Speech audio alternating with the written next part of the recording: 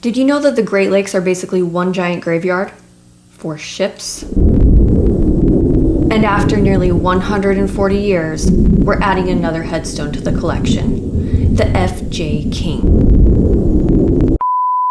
Welcome to the Goodish News channel. I'm Ashley, your professional pessimist. In an effort to prove to myself that not all news is bad news, I'm bringing you current events that won't require therapy afterward.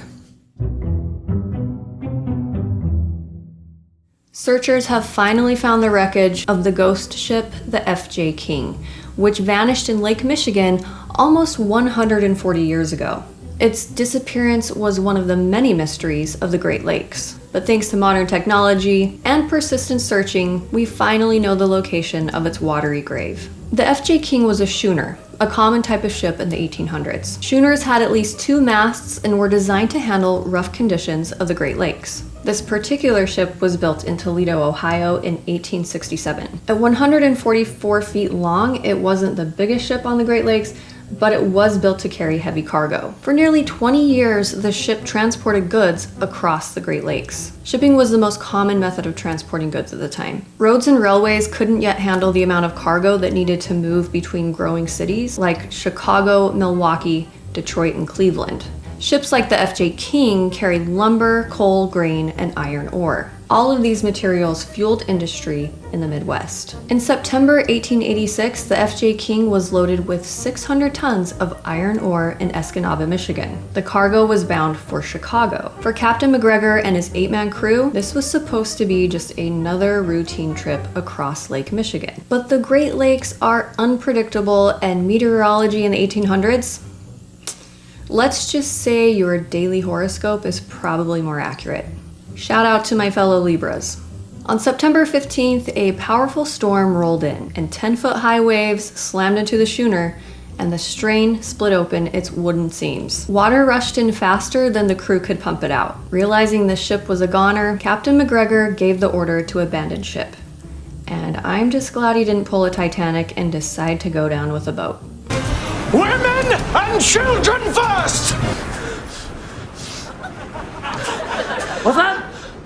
Women and children first! Really? Yes, really!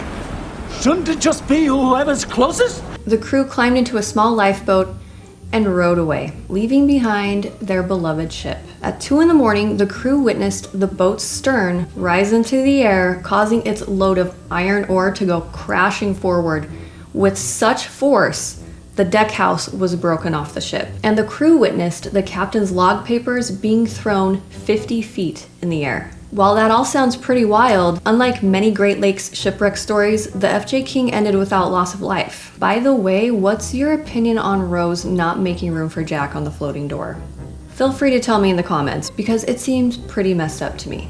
The night of the storm, a lighthouse keeper stated he saw the masts of the ship sticking out of the water while it was going down, but no one could find the F.J. King when all was said and done. Over the years, fishermen reported seeing wreckage from the ship. Some even claimed they pulled some of it up in their fishing nets. But when people went looking, they were left more perplexed than when they started. For more than a century, the F.J. King remained lost. Local historians, amateur divers, and professional shipwreck hunters all came up empty. Reward money was even offered for anyone who could locate it. Still nothing turned up. Part of the mystery came from how quickly the ship sank. It seemed to vanish without a trace, which fueled the legend of the ghost ship, which sounds like a Hollywood movie in the making. What title should we give it? Pirates of the Door Peninsula just doesn't have a great ring to it. After nearly 140 years, just a couple of months ago actually, the mystery was solved. Using sonar and a remotely operated vehicle, the Wisconsin Underwater Archaeological Association, a group made up of mostly citizen scientists, found the wreckage. And remember the lighthouse keeper I mentioned? It was right where he said it was. Surprise, surprise. Near Bailey's Harbor, Wisconsin, about 30 miles northeast of Green Bay. We're gonna cut past searchers some slack and blame it on the lack of technology, but it seems a little on the nose.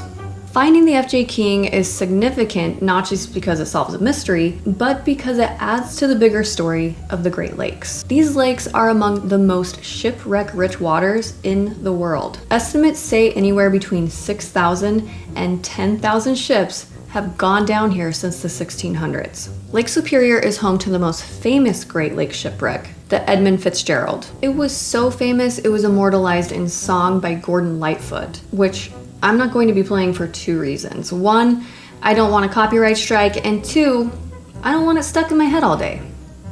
It's a problem.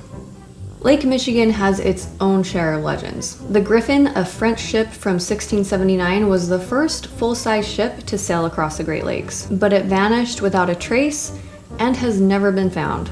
Another is the Christmas tree ship, officially called the Rouse Simmons. Herman Schuneman earned the nickname Captain Santa for his annual trips delivering Christmas trees from Michigan's Upper Peninsula to Chicago. He would decorate the ship with lights and sell the trees directly from the deck.